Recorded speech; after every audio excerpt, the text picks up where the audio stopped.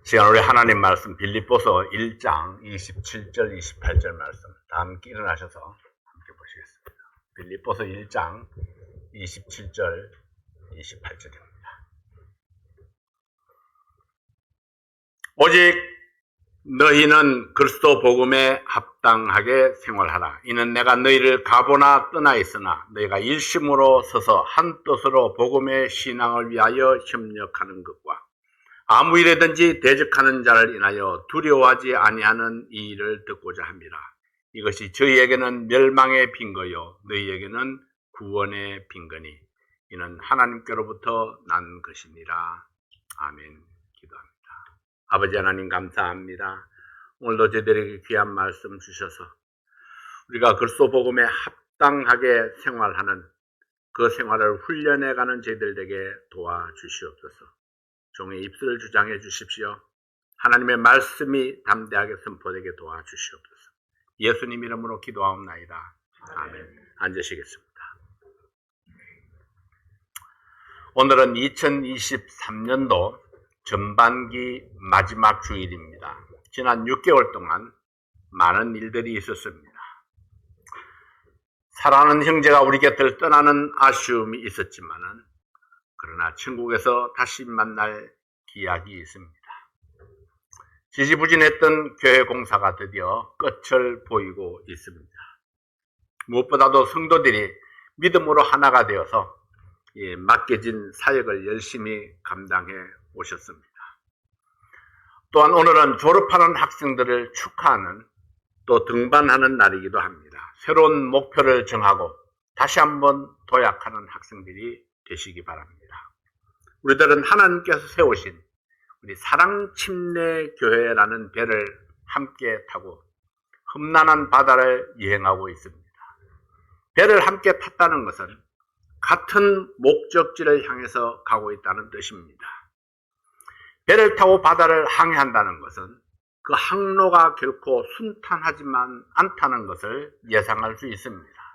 그럼에도 불구하고 우리의 항해는 중단될 수 없고 또 목적지에 다다를 때까지 계속 전진해 가야 합니다. 배를 저어가는 선원들이 지혜를 모으고 힘을 합하는 것만이 삶을 지키는 비결입니다. 우리 2014년에 흥행 신기록을 세웠던 이 명랑이라는 영화가 있습니다. 이순신 장군이 병사들과 함께 배를 타고 이 거친 바다에서 승리할 수 있었던 비결이 무엇일까요? 이순신 장군의 한산도 대첩 이런 것들은 여러분들이 다 잘 아시죠. 그 바다를 잘 아는 어부들을 통해서 정보를 듣고 작전을 세웠습니다. 이순신 장군은 싸움에 적합한 장소를 선별했습니다. 그러나 이 전쟁의 승리의 비결은 작전도 아니고 장소도 아닙니다. 그 배에 함께 탔던 병사들과 노젓는 일꾼들이 이순신 장군을 믿고 힘을 합했기 때문에 마지막 승리를 이룰 수가 있었습니다. 이처럼 흉폭한 바다는 어떤 사람에게는 이 승리의 장소가 되기도 하고 또 어떤 사람에게는 승리의 이 죽음의 자리가 되기도 했습니다. 한 배를 타고 함께 가는 사람들, 우리는 운명 공동체입니다. 100% 모두가 찬성하지 않았습니다. 그러나 일단 선장의 명령이 떨어지면은 온 힘을 다해서 협력하면서 싸웠습니다. 어떤 사람은 부서진 배를 수리하고 어떤 사람은 들어온 물을 퍼냅니다. 또 어떤 사람은 노를 잡고 속도를 올리기도 하고 또 어떤 사람은 창검을 휘두르며 적과 맞서 싸우기도 했습니다. 우리가 살아가야 할 2023년 이 세상도 결코 만만치 않은 폭풍우가 있는 험한 바다입니다. 그러나 우리에게는 반드시 건너가야 할 목표가 있고 함께 타고 있는 성도들이 있습니다. 때때로 다툼도 있고 갈등도 있고 의견 차이를 심각하게 드러낼 때도 있을 것입니다. 그럼에도 불구하고 우리가 목표 지점으로 함께 가야 한다는 사실은 변함이 없습니다. 2023년 우리가 어떤 목표를 가지고 항구를 떠났습니까? 우선 우리들의 배에 좀 더 많은 승객을 태우기를 원했습니다. 매 주일마다 100명을 태우면 우리가 1년이면 1200명을 태울 수 있습니다. 그 중에서 40명은 방문자에서 가족으로 바꾸는 것입니다. 그리고 또 다른 배의 어려움을 돕기 위한 기금으로 우리가 매월 2000불을 선교 헌금으로 드리는 것입니다. 이것이 우리 교회의 금년 목표였습니다. 여러분 기억하십니까? 이 목표를 이루기 위해서 예수님의 멍에를 메고 예수님께 배우자, 그렇게 우리가 마음을 모았습니다. 2023년은 예수님의 멍에를 메는 해. 이 목표를 이루기 위해서 우리는 예수님의 멍에를 메고 예수님께 배웁니다. 이 목표를 향해서 온 성도들이 마음과 힘을 합해서 전진해 나가기를 원합니다. 우리는 이미 많은 헌신을 했습니다. 그래서 여기까지 올 수 있었습니다. 여름 성경학교를 위해서 많은 성도들이 헌신해 주셨습니다. 또한 많은 성도들이 물질을 베풀어 주셨습니다. 그러나 주님께서는 조금 더 힘을 내라 하십니다. 이제 후반기 사역을 위해서 또다시 힘을 내서 앞으로 향해서 전진해 가야 합니다. 여전히 경제적인 불황이 먹구름처럼 끼어있고 비즈니스들이 어려움을 겪고 있지만 그럼에도 불구하고 하나님은 우리에게 마음을 함께하여 목표를 향해서 달려가라고 말씀하십니다. 사람들은 말하기를 하나님이 축복하시면 그것으로 헌신하겠다, 그렇게 이야기합니다. 그러나 하나님께서는 너희가 먼저 하나님의 나라와 하나님의 뜻을 위해서 헌신하면 그러면 하나님께서 우리의 필요를 채워주시겠다고 말씀하십니다. 우리는 하나님과 줄당기기를 할 수는 없습니다. 하나님은 협상의 대상이 아닙니다. 하나님의 약속을 믿고 무조건 순종하면 하나님께서 약속하신 것을 이루어 주십니다. 개인의 목표는 개인의 믿음을 따라서 이루어집니다. 그러나 교회의 목표는 온 교회 성도들이 한 마음으로 일할 때에 이루어질 수 있습니다. 성경은 초대교회 성도들이 한 마음이 되었을 때에 성장하고 발전했던 것을 증거하고 있습니다. 그들은 어떤 상황에서도 성전에 모여서 하나님께 예배드리기를 힘썼습니다. 자기 가정을 열고 성도들을 접대하는 일에 헌신했습니다. 날마다 기쁨으로 하나님을 찬미했습니다. 그리고 기쁘고 행복한 그 모습이 다른 사람들에게 보여졌습니다. 그 모습을 바라보고 주님께서 구원받는 사람을 날마다 더하게 해주셨습니다. 이것이 우리 교회의 모습이 되어야 합니다. 우리 교회가 한 마음이 될 수 있는 비결은 무엇일까요? 첫째는 우리의 목표를 분명하게 알아야 합니다. 빌립보서 1장 27절 말씀에 오직 너희는 그리스도 복음에 합당하게 생활하라. 이는 내가 너희를 가보나 떠나 있으나 너희가 일심으로 서서 한 뜻으로 복음의 신앙을 위하여 협력하는 것과 이 복음에 합당하게 생활하라. 복음에 합당한 삶을 위해서 한 마음으로 서서 한 뜻이 되어야 한다 했습니다. 같은 목적, 같은 목표를 가질 때에 전 성도가 한 마음이 될 수 있습니다. 교회에 모이는 목적이 같아야 합니다. 섬김과 봉사의 목적이 같아야 합니다. 우리의 목표가 정해졌습니다. 이미 말씀드렸다시피 매 주일마다 100명 이상이 함께 모여서 예배를 드리는 것입니다. 1년 중에 교회 안에서만 40명 이상이 구원받는 것입니다. 어쩌면 썸머셋이라는 이 지역이 복음 전도의 약점이라고 생각할 수 있습니다. 그러나 초대교회 시대보다 더 열악한 환경일까요? 그렇지는 않습니다.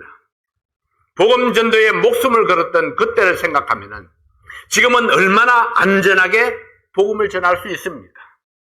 복음 전도에 목숨을 걸었던 그때와는 전혀 다릅니다. 내가 먼저 이 지역에 대한 핸디캡을 벗어 던져야 합니다. 하나님께서 이루실 사역에 대한 확신을 가진다면, 이곳에서 이루실 하나님의 능력을 우리가 믿는다면, 그러면 우리는 다 같은 목소리를 낼 수 있습니다. 일어나 함께 가자. 하나님께서 2023년에 주신 그 새로운 목표를 향해서 우리가 함께 가자. 모든 성도들이 같은 목표를 인식해야 합니다. 우리는 새해를 시작하면서 예수님의 멍에를 매자고 다짐했습니다. 예수님의 멍에는 무거운 것이 아니라고 말씀하셨습니다. 그렇다면 누구나 질 수 있는 멍에, 복음 전도를 향한 우리의 목표를 함께 지고 다시 한번 도전하시는 우리 성도들이 되시기 바랍니다. 복음 전도와 영혼 구령을 위해서는 내가 하고 싶은 것을 절제해야 될 때도 있습니다. 내게 꼭 필요한 시간을 교회와 영혼을 위해서 기꺼이 희생해야 될 때도 있습니다.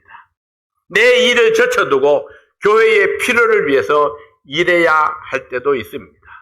침례 요한의 고백이 내 고백이 될 때에 우리는 한마음이 되어서 교회를 목표를 이룰 수 있습니다. 요한복음 3장 30절 말씀해 보면 그는 흥하여야 하겠고 나는 쇠하여야 하리라. 침례 요한을 따르던 제자들이 요한을 등지고 예수님께로 몰려가는 것을 보았습니다. 내 곁에 아무도 남지 아니하고 다 떠나갔습니다. 그러나 요한은 내가 낮아짐으로 주님의 높임을 받을 수 있다면 나는 기뻐할 수 있다. 그렇게 고백을 했습니다. 우리의 포인트, 우리의 초점이 예수님께로 맞춰져 있어야 된다는 것입니다. 나는 낮아지고 예수님이 높임을 받는 것이 내가 사는 목표가 될 수 있다면 그러면 우리는 주 안에서 하나가 될 수 있습니다. 우리의 목표를 기억하십시오. 100명 출석, 40명 구령, 이것을 위해서 내가 할 수 있는 일은 무엇일까? 우리를 믿고 현장에 나가 있는 선교사들을 생각해 보세요. 우리가 후원하여 미래의 일꾼으로 길러낼 신학생들을 생각해 보시기 바랍니다. 내가 희생하지 아니하면 이 선교사역을 이룰 수가 없습니다. 내가 신실하게 선교 헌금을 약속하고 그 약속을 끝까지 지키지 아니하면 우리의 선교 목표를 이룰 수가 없습니다. 우리의 목표는 나를 희생하고 헌신함으로 하나님의 뜻을 이루는 데 있습니다. 두 번째로 예배에 성공하는 것이 비결입니다. 사도행전 2장 46절 말씀에 보면 날마다 마음을 같이하여 성전에 모이기를 힘쓰고 집에서 떡을 떼며 기쁨과 순전한 마음으로 음식을 먹고 있습니다. 성도들이 마음을 같이하여 한 마음으로 교회에 모이기를 힘쓸 때 온 교회가 예배에 성공할 수 있습니다. 교회에 모이기를 힘쓰라 했습니다. 힘쓴다는 것은 뭔가요? 때때로 내가 희생해야 합니다. 내가 투자해야 합니다. 힘쓰라는 것은 저절로 되지 않는다는 거예요. 어떤 때로는 교회에 오지 못할 상황이 생길는지도 모릅니다. 어떤 때로는 교회에 가고 싶지 않은 마음이 일어날지도 모릅니다. 그러나 그럼에도 불구하고 힘쓴다는 것은 교회에 가고 싶지 않은 마음을 눌러버리고 교회 가지 못할 상황을 다 무시해버리고 그리고 예배를 위해서 기꺼이 교회를 향해서 발걸음을 옮기는 것입니다. 이것이 열심히 모이는 것입니다. 예배에 성공한다는 것은 기도하고 준비된 마음으로 예배를 드리는 것입니다. 예배에 성공한다는 것은 설교를 들을 때에 하나님의 음성으로 듣는 것입니다. 예배에 성공한다는 것은 설교를 들을 때에 하나님의 명령으로 받고 복종하는 것입니다. 이것이 하나님께서 원하시고 기뻐하시는 예배입니다. 내가 듣고 싶은 말씀이 아니라 하나님께서 주시는 말씀을 기쁨으로 받는 예배를 드립니다. 어떤 상황에 닥쳐도 하나님께 예배드리는 것을 포기하지 아니합니다.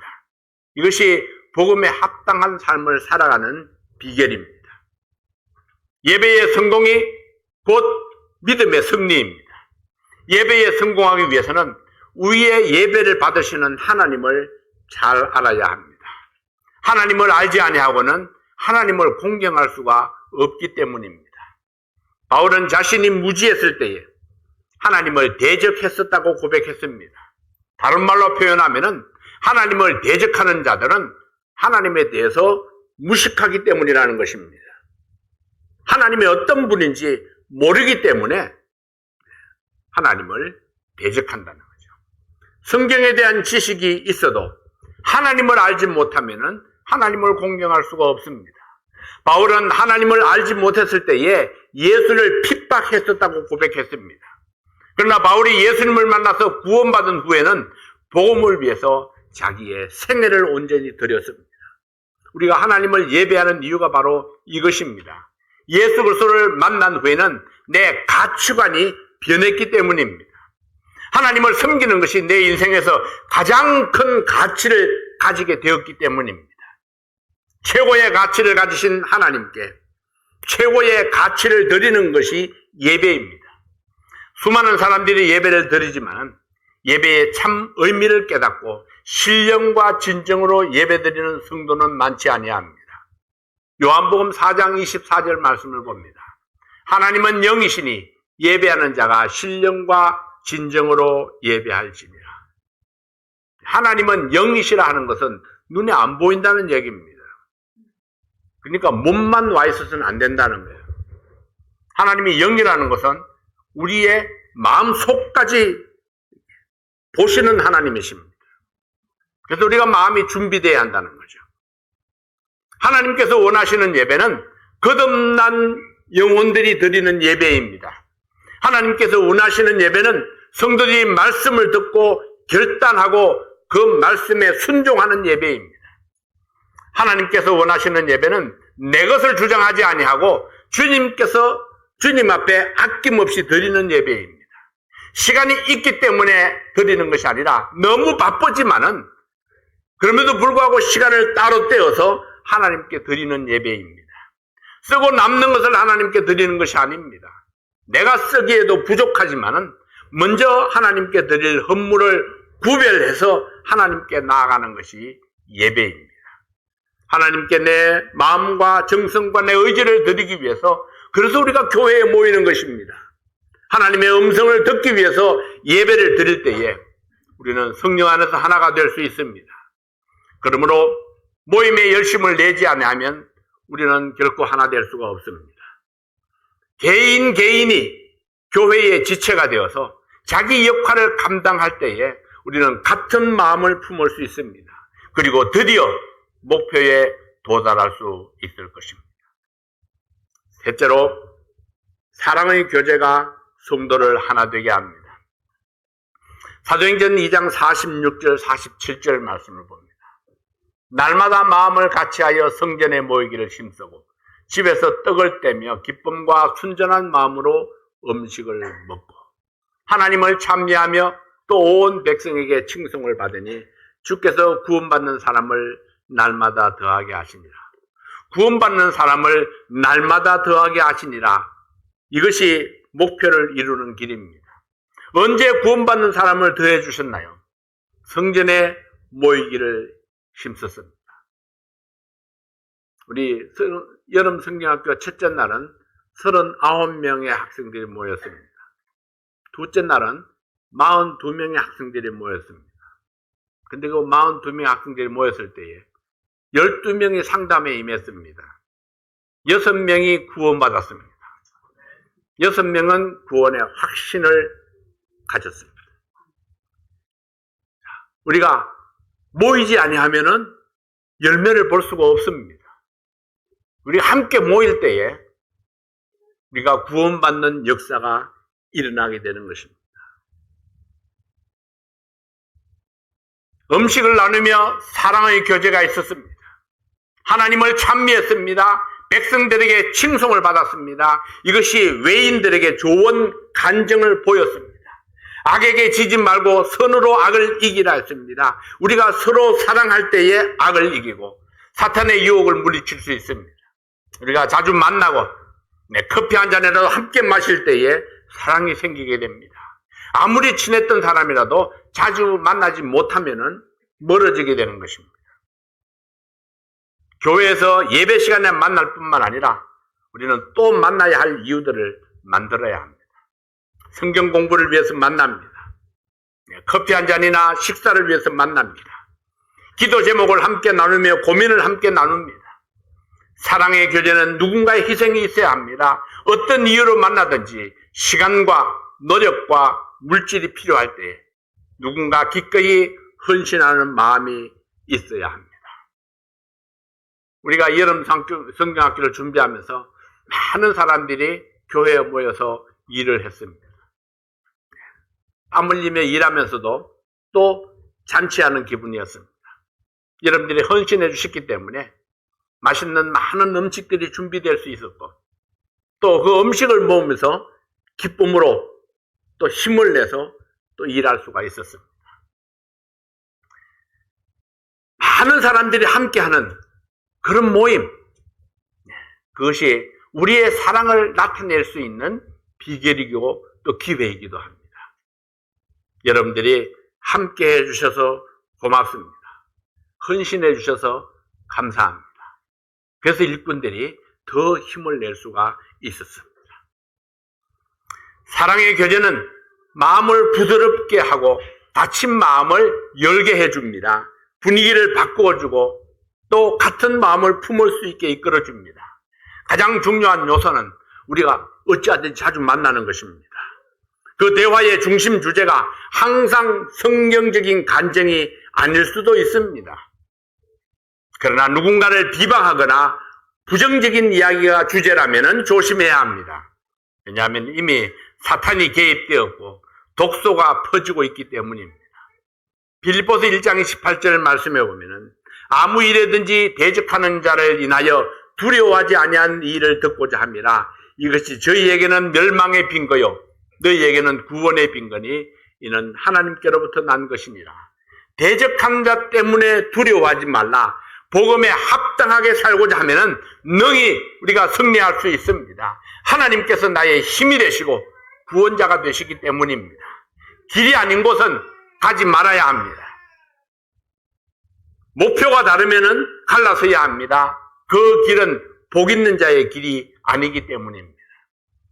시편 1편 1절 2절 말씀에 보면 복 있는 사람은 악인의 꾀를 쫓지 아니하며 죄인의 길에 서지 아니하며 오만한 자의 자리에 앉지 아니하고 오직 여호와의 율법을 즐거워하여 그 율법을 주야로 묵상하는 자로다.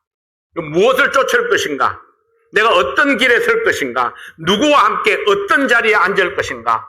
이것이 내 삶의 방향과 가치를 결정합니다. 우리 앞에는 수많은 갈래의 길들이 있습니다.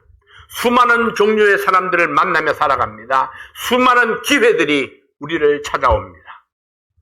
이것은 어느 시대에도 마찬가지였습니다. 초대교회 시대에도 사탄은 하나님과 반대되는 수많은 모임들을 만들어서 우리를 유혹했습니다. 그럼에도 불구하고 교회가 순수한 복음을 전파할 수 있었던 이유가 무엇일까요?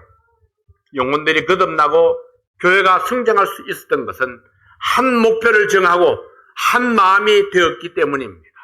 성도들이 모이기를 힘쓰고 사랑의 교제를 나누며 믿음 안에 굳게 섰기 때문입니다. 오늘 본문 말씀을 다 같이 한 목소리로 읽어보겠습니다. 빌립보서 1장 27절입니다. 오직 너희는 그리스도 복음에 합당하게 생활하라. 이는 내가 너희를 가보나 떠나 있으나 너희가 일심으로 서서 한 뜻으로 복음의 신앙을 위하여 협력하는 것과 오직 복음에 합당하게 생활하라. 복음의 신앙을 위하여 협력하라. 모든 성도들이 한 마음으로 서서 금년의 목표를 이룰 수 있기를 원합니다. 이 귀하고 복된 일에 바로 여러분들이 쓰임받을 수 있기를 원합니다.